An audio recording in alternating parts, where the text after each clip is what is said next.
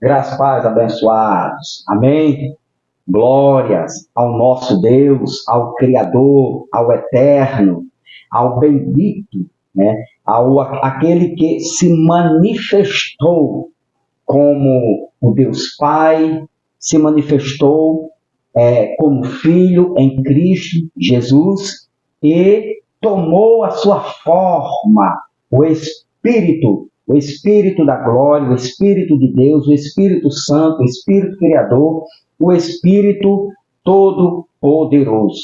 Bendito seja Ele. Amém? É Ele quem confunde e é Ele quem esclarece, quem revela a quem Ele quer. Assim disse Jesus: ninguém conhece o Pai senão o Filho. Ninguém conhece o Filho senão o Pai, a não ser aquele a quem o Filho o quiser revelar. Amém? Então, conhecer a Deus, meu amado, não é pela letra, não é não é na academia, não é no diploma, não é por buscar em nenhum lugar. Não se encontra Deus por aí. Conhecer a Deus é aquele, você só vai conhecê-lo se ele o quiser revelar a você. Ele quis se revelar a uma nação, a um povo, né? E aí ele se revela aos seus filhos e a quem ele quiser. Soberania dele, o poder é dele. Então, sou seu irmão Van, aqui direto de Cabedelo, Paraíba, Nordeste brasileiro. Assim Deus querendo, meu amigo, minha amiga, meu amado irmão, para todo o Brasil e até lá fora, se Deus quiser, quem pode impedir? Amém? Glória a Deus. A você, o mais novo do canal, eu quero te desejar, né, grandemente as bênçãos de Deus sem medidas na tua vida, com todas as sortes de bênçãos espirituais que Cristo conquistou e já derramou sobre a minha e a tua vida, e que você possa desfrutá-las para a glória dele. Meu querido, só um momento, só um momento.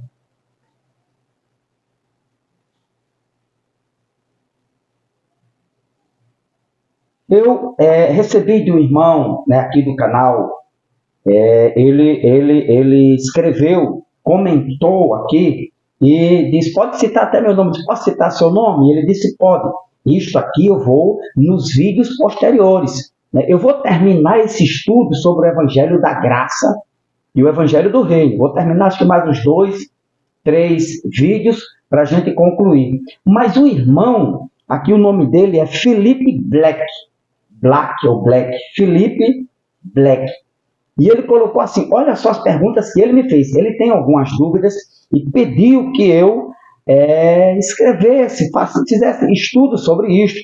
E as dúvidas deles, ele escreveu assim, irmão Vamos, tenho algumas dúvidas, por favor, me responda. E dentre as perguntas, as dúvidas dele, eu citei as principais, quase todas aqui, umas 9. E ele me pergunta o seguinte, se Jesus já veio, por que ainda existe mundo? Por que a terra ainda existe? Se a Bíblia fala, Jesus disse que o mundo acabaria, está escrito lá em Mateus 24, capítulo, versículo 2, né? Os sinais da tua vinda e do fim do mundo. E Apocalipse 21, 1, diz que haverá novo céu e nova terra. Então ele disse que no pensamento dele, no que ele aprendeu, o mundo, a terra, os planetas, as estrelas iriam entrar em caos, né? Iriam se colidir e o mundo físico iria se acabar. Será? Mas ele está me perguntando, né? Por que o mundo ainda existe? A segunda pergunta que ele me faz é a seguinte: se Jesus só veio para os discípulos e os eleitos da época de Jesus, por que João ficou vivo? Né? Ela tem uma dúvida. Se João escreveu o Apocalipse, ele diz, então, por que João ficou vivo se todos os discípulos morreram? Terceira pergunta, Felipe me pergunta e diz que o Apocalipse, ele diz, esse Felipe Black, ele diz que o Apocalipse foi escrito no ano 90 ao ano 100. Eu também já vi muito estudo sobre isso, mas agora eles estão desfazendo, Felipe. Eu vou responder você. Agora você tem um pouquinho de paciência, meu querido e amado irmão, que eu vou lhe responder todas as suas perguntas. E ele diz, né, se o Apocalipse foi escrito no ano 90 ao ano 100, depois de Cristo, do primeiro século, João não foi arrebatado. Diz, por que João não foi arrebatado? Boa, mas vamos ver isso aqui. Quarta pergunta de Filipe. Ele diz, no Apocalipse diz, novo céu e nova terra. Aonde está este novo céu e esta nova terra? Entendeu? Ele diz, se Jesus já veio, haveria novo céu e nova terra. João diz no Apocalipse. E por que nós não estamos no novo céu e na nova terra? Porque ainda estamos neste céu e nesta terra. Você está me entendendo? A sexta pergunta de Filipe. Se Cristo já veio em 70, o mundo não teria acabado? Ele diz, Mateus 24, versículo 29, ele fala, né, que os poderes do céu serão abalados, né, as estrelas cairão e tal. Ele diz, não haverá um caos, não haverá um abalo físico, cósmico. Será? É a questão que nós vamos ter que responder isso aqui, tirar as dúvidas do irmão Felipe. A sétima pergunta, se Cristo voltou em 70, não tem registro dos vários Cristos e dos falsos profetas. Aonde está escrito, ele me pergunta, irmão Van, registro na Bíblia dos falsos Cristos e dos falsos profetas, que Jesus disse que antecederiam, né, a sua vinda. Boa! Em Mateus 24, 14, ele diz, o evangelho será pregado em todo o mundo. E ele disse, irmão Van, o evangelho não foi pregado ainda, porque o mundo não tinha sido totalmente globalizado. Ele diz que este evangelho tem que ser pregado agora em todo o mundo. Ele diz, todo mundo, até os dias de hoje, com o mundo globalizado. Então, por isso que ele diz que o evangelho não foi pregado ainda. E a nona pergunta, ele diz, a grande tribulação não aconteceu ainda, irmão Van, porque não há registro histórico. Entendeu? Então, essas perguntas, né, são as principais que ele me fez. E, irmão Felipe, a você, meu amado irmão, muito sou grato pela tua participação, teu comentário.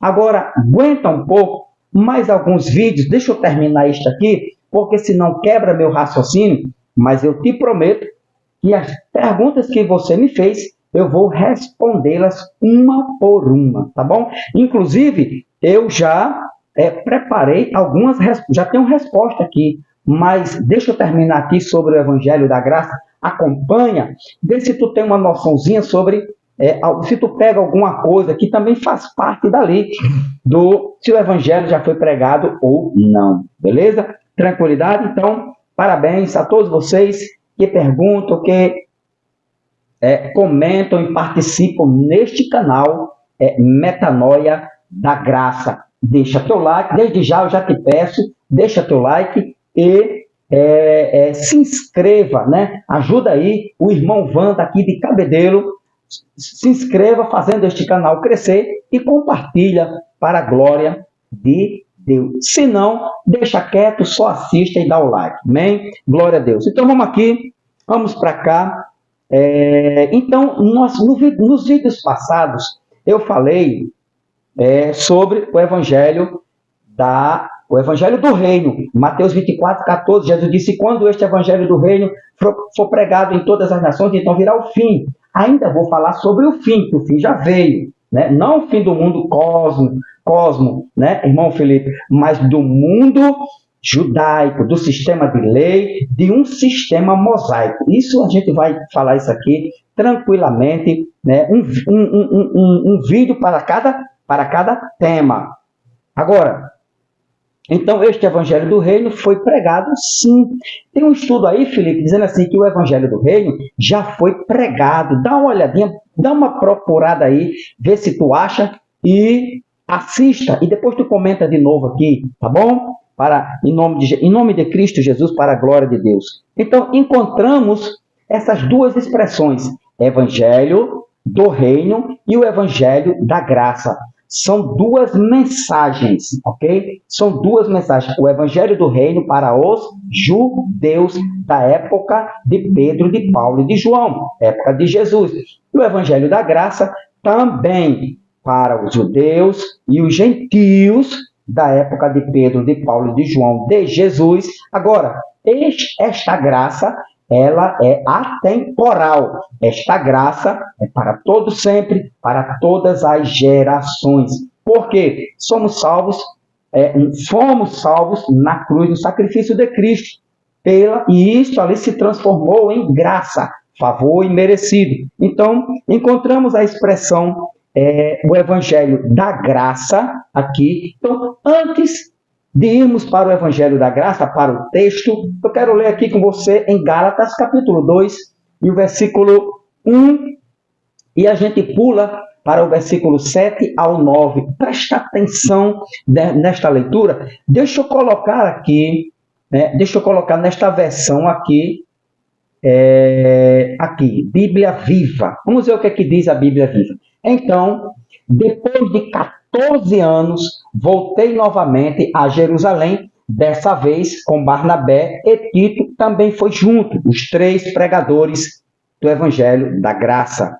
Aí ele diz, o 2, fui até lá, devido às ordens expressas de Deus, para falar com os irmãos a respeito do Evangelho que eu estava anunciando aos gentios. Presta atenção, a respeito da mensagem das boas novas, que é Evangelho, que ele estava anunciando aos gentios. Paulo não disse judeu. Paulo disse gentil porque ele foi enviado aos gentios. Depois eu vou trazer, quando Jesus disse, tu vai ser enviado a um povo, que não é judeu, ou seja, aos gentios. E ele diz, este evangelho, aqui a respeito do evangelho, presta bem atenção, que eu estava anunciando aos gentios. Falei particularmente aos líderes da igreja, que era João, Tiago e Pedro, que todos eles entendessem claramente aquilo que eu estava ensinando. Eu não queria que o trabalho que estava fazendo fosse um trabalho perdido. 3. E eles concordaram, nem ao menos exigiram que Tito, meu companheiro, se circuncidasse, embora ele fosse grego. Olha só. Eles, Pedro, Tiago e João, que você vai ver lá na frente que Paulo está tendo uma conversa com eles 3, então eles nem exigiram, ficaram quietos, por causa da mensagem de Paulo aos gentios, que não tinha as ordenanças da lei, certo? Eles não circuncidassem, aqui e eles concordaram, nem ao menos exigiram que Tito, meu companheiro, se circuncidasse, embora ele fosse grego. 4. Vamos ler aqui para a gente entender. Essa questão não teria surgido se não fosse por alguns que se diziam irmãos. Olha só. Na realidade, falsos irmãos que se infiltraram em nosso meio para nos espionar e ver que espécie de liberdade gozávamos em Cristo Jesus. Eles procuravam fazer com que nos tornássemos escravos novamente. Escravos de quê? Da lei de Moisés, escravo da circuncisão, escravo do dízimo, escravo do batismo com água, escravo da Santa Ceia, Páscoa, escravo do jejum, escravo do sábado, para que nós tornássemos escravos. Por quê? Porque eles tiveram a liberdade em Cristo. Eles entenderam que o sacrifício de Cristo na cruz do Calvário foi suficiente para salvar, a todo aquele que foi agraciado, que foi iluminado, que foi chamado, que foi escolhido, ao eleito, ao predestinado. Então, a graça foi suficiente para salvar qualquer pecador. Primeiro dos judeus e depois dos gregos. Entendeu a mensagem? Então, aqui, Aqui, ó, eles gozavam desta liberdade da graça em Cristo Jesus. Eles procuravam quem? Os falsos irmãos. Eles procuravam fazer com que nos tornássemos escravos novamente. 5. Essa mensagem é linda. 5. Assim, não prestamos atenção a eles, nem por um momento, pois queríamos que o verdadeiro evangelho permanecesse com vocês. Olha só, verdadeiro evangelho, ou seja, o falso, que era o antigo, né, que era mesclado, misturado com a lei dos mandamentos, dízimo, batismo, ceia, jejum. Então, Paulo chamou de falso evangelho, né? Mas o verdadeiro evangelho permanecesse com vocês. Aí ele diz o 6. E os grandes líderes da igreja que estavam presentes lá nada tiveram a acrescentar aquilo que eu anunciava. Ou seja, quem eram os grandes líderes da igreja? Pedro, Tiago e João, colunas da igreja, os grandes líderes da igreja, não acrescentaram nada na conversa entre Paulo. Ou seja, eles vinham com o evangelho da lei, falando de batismo, de ceia, de Páscoa, de dízimo, de jejum, e isso, olha, Paulo dizia assim, para mim isso é passado, isso é antiga aliança, antigo pacto, isso é Moisés, eu prego Cristo, e o Cristo ressuscitado, eu prego agora o Senhor eterno, o Rei eterno, eu prego o reino espiritual, não prego mais neste mundo, eu prego agora a ressurreição do Espírito, eu prego agora o batismo na cruz, eu prego sim a comunhão, não mais com um pedacinho e um suquinho de pão, mas a comunhão que foi selada eternamente, o Espírito Santo já casou, já habita em nós, o Senhor da glória, o Cristo ressuscitado, já não é mais noivo, agora é marido e mulher, porque ele já habita em nós. E isto Paulo pregava, e isto para ele foi um escândalo. Assim também, nos dias de hoje, é um verdadeiro escândalo, e torna-se uma heresia você dizer o que Paulo disse. Os grandes líderes, né, nos dias de hoje, né, da igreja, que estavam presentes lá, nada tiveram a acrescentar aquilo que eu anunciava. Aliás, o fato de serem eles grandes líderes não fez diferença nenhuma para mim, pois todos somos iguais diante de Deus. Olha que lição, né, de conhecimento. Olha só. Eles não fizeram diferença nenhuma. Agora o 7, presta atenção a partir daqui. O 7. Eles viram como Deus tinha usado tão extraordinariamente para ganhar os judeus. Essa palavra aqui representa judeus incircuncisos. Não, perdão. Os gentios incircuncisos, tal como Pedro havia sido grandemente abençoado em sua pregação aos judeus circuncisos. Ou seja, é aquilo que eu falei no vídeo passagem. Se a mensagem do reino fosse, o evangelho do reino, fosse para todos ali da época, tanto gentios como judeus, então por que Paulo tinha uma mensagem diferente de Pedro, Tiago e João? Se não tivessem, eles não tinham aceitado. Aqui, Paulo teria pregado, continue fazendo jejum, continue dando dízimo, continue sendo batizado em águas, continue comendo pãozinho e suquinho de uva, continue fazendo jejum, guardando o sábado. Paulo não pregava mais isso. Paulo ensinava o evangelho da liberdade, que é o evangelho da graça de Cristo Jesus. Perceba aqui, para ganhar os judeus, Paulo foi para os gentios. A mensagem de Paulo não era não era de Moisés, não trazia lei, né? A lei dos sacrifícios, a lei cerimoniais. Aqui, Paulo foi para os gentios, tal como Pedro havia grandemente abençoado em sua pregação aos judeus. Agora, olha o 8. Pois, pelo poder de Deus, Pedro foi usado como apóstolos aos circuncisos, aos judeus. Apóstolos aos judeus, Pedro. Assim, olha agora o outro lado.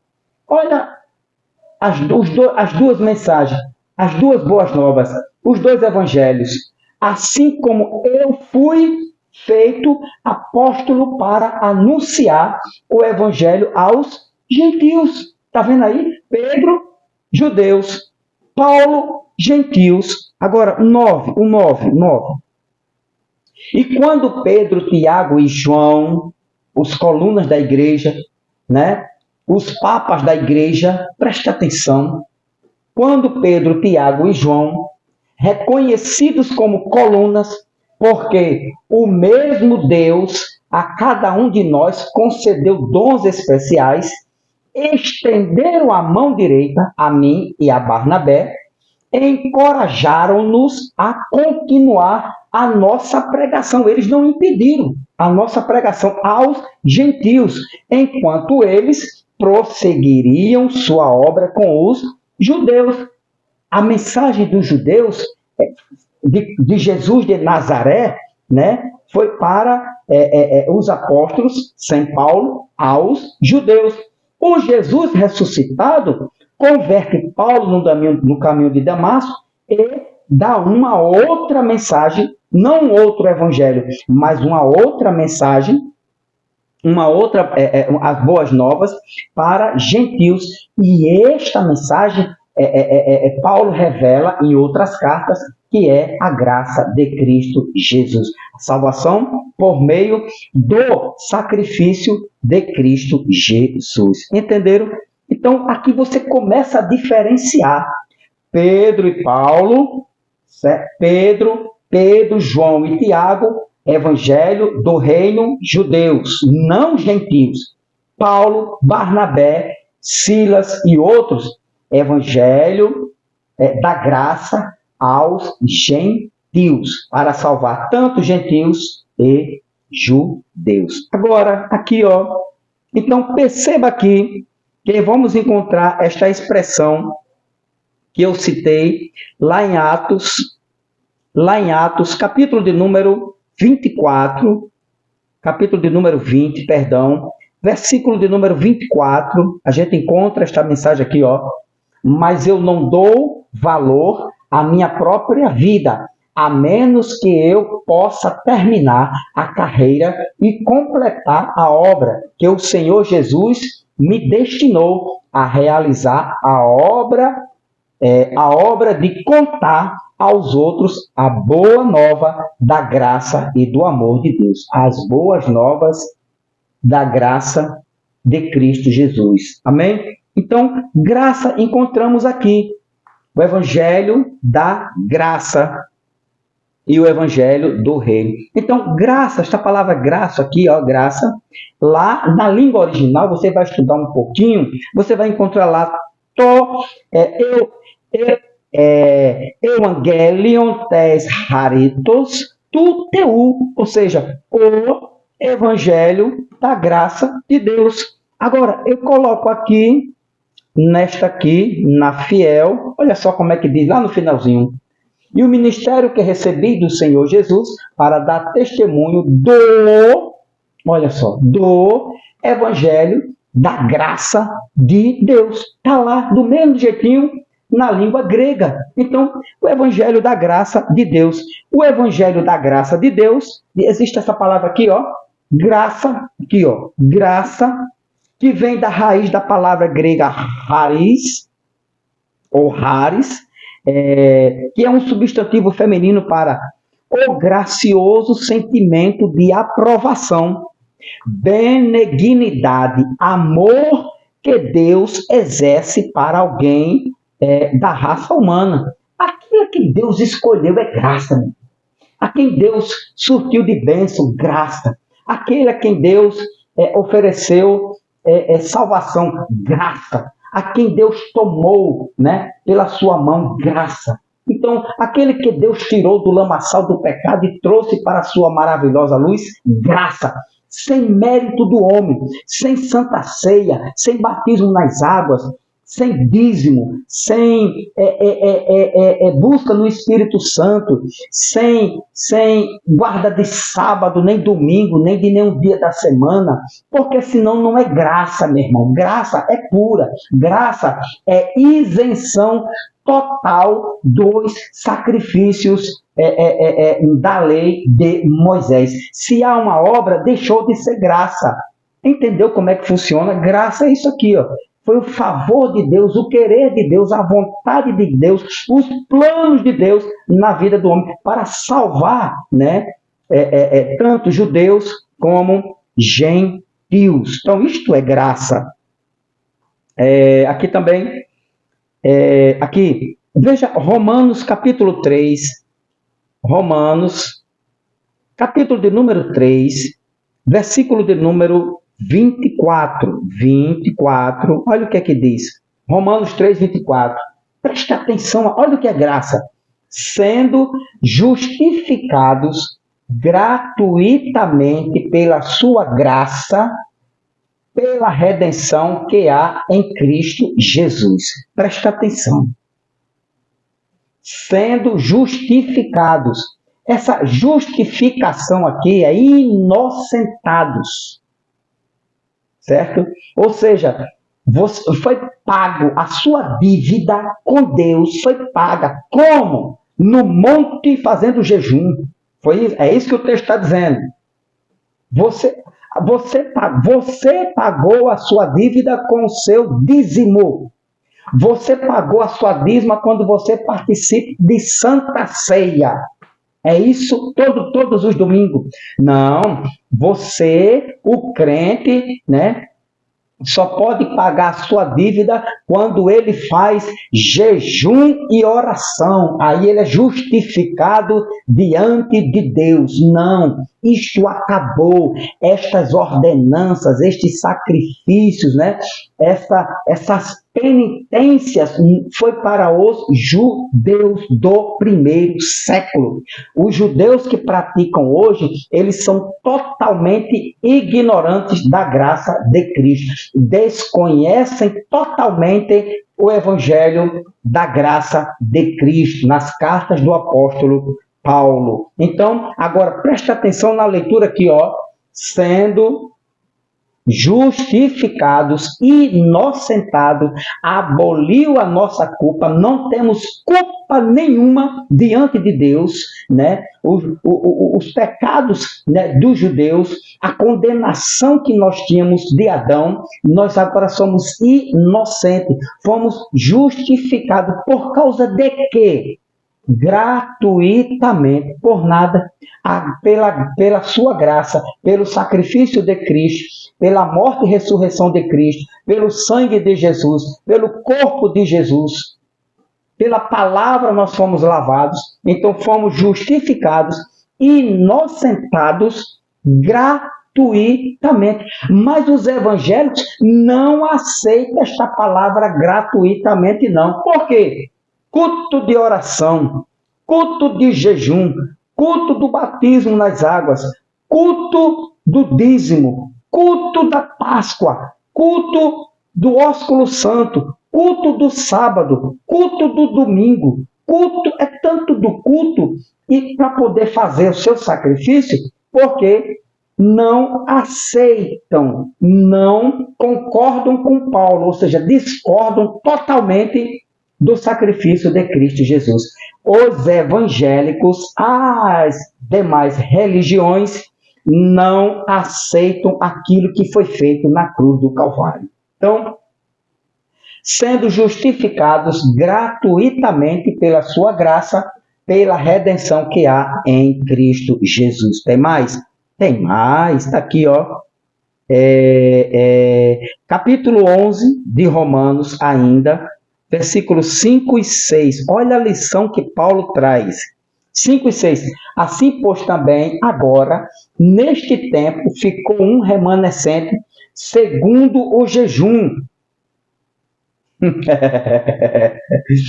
Ficou a igreja segundo os dízimos. Não, segundo o batismo nas águas. Não, o senhor está lendo errado, irmão Van.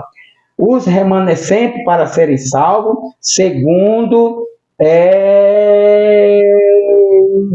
aqueles que guardam o sábado. Não, então vamos ler direitinho. Assim, pois, também agora, neste tempo, ficou um remanescente, segundo a eleição da lei de Moisés, das obras dos sacrifícios, sacrificiais, né? Só aqueles que participam da mesa, da Páscoa, que são eleitos de Deus, né? Ou não, que tem que tomar um banho na piscina, lá no tanque, tem que ser no Rio Jordão. É isso que o texto diz? Não, eleição segundo a graça. Tem mais. Agora o versículo 6. Olha o 6. Olha o 6. Mas se é por graça, já não é pelas obras. Pelas obras aqui, meu amado irmão, é dízimo, é o jejum, entendeu como é que é? É a guarda do sábado, é voto, é óleo ungido. Então, essas obras aqui, presta atenção na escrita. Mas, se é pela graça ou não é? Se não for, já não é pelas obras.